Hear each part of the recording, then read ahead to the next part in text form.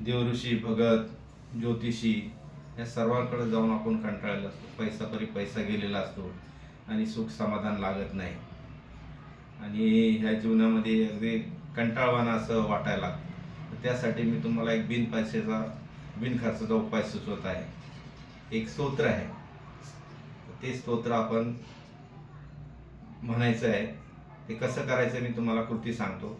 एक पाट घ्या, त्या पाटावरती एक लाल कपडा अंथरा, 2 अगरबत्त्या लावायच्या आणि एका पेल्यामध्ये पाणी घ्यायचं. ठीक आहे. तर ते पाणी घेतल्यानंतर ते ठेवायचं. आपल्या कुलदेवतेला नमस्कार करायचा, मनोमन तिची प्रार्थना करायची. हे माते, मला सुख समाधान शांती दे. जे काय घरामध्ये घराच्या बाहेरच्या कटकटी अडीअडचणी रोगराई जळणूक जे काही चाललेलं आहे ते सगळं दूर व्हायला पाहिजे, म्हणून मी हे स्तोत्र म्हणत आहे. असं म्हणून काय करा बघा. हे स्तोत्र खालीलप्रमाणे: श्री गणेशाय नमः, श्री श्रीपाद श्री वल्लभ श्री दत्तराज नरहरी गुरुवे नमः, श्री सच्चिदानंद पालयामा दीनबंधू गुरुदत्त जनार्दन एकनाथ कृपा करी, अंबे त्रिपुर सुंदरी. ओम नमो भगवते मातोश्री सकल भय उच्चटनाय भैरवाय भूतप्रेत पिशाच ब्रह्म राक्षस वेताल शाकिनी डाकिनी भानामती छिंदाय.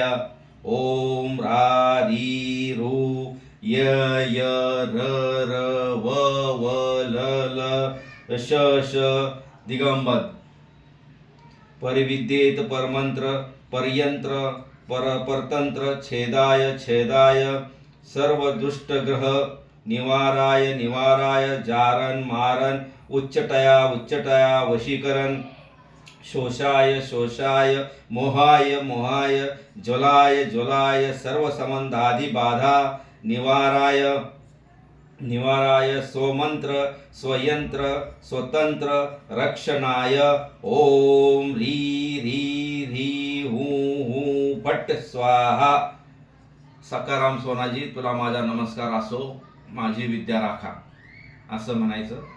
त्यानंतर काय करायचं, ती राख घ्यायची हातामध्ये, आपल्या घराच्या सगळ्या कोपऱ्यामध्ये थोडी थोडी फुकायची, दरवाजामधून फुकायची आणि त्यानंतर ते जे पाणी आहे ते सगळीकडे शिंपडायचं थोडं थोडं आणि बाकीचं आपल्या घरातल्यांनी सगळ्यांनी ते पेलं तरी चालेल. बघा, हा साधा सोपा सुटसुटीत उपाय आहे. हा तुम्हाला 41 दिवस तरी करायचा आहे. तुम्ही मनापासून केला, सद्भावनेने केला तर तुम्हाला नक्कीच हमखास यश मिळेल. तर तुम्हाला माझा व्हिडिओ कसा वाटला, आवडला असेल तर लाईक करा, शेअर करा. जय जगदंबा, नमो आदेश, जय काळेश्वरी.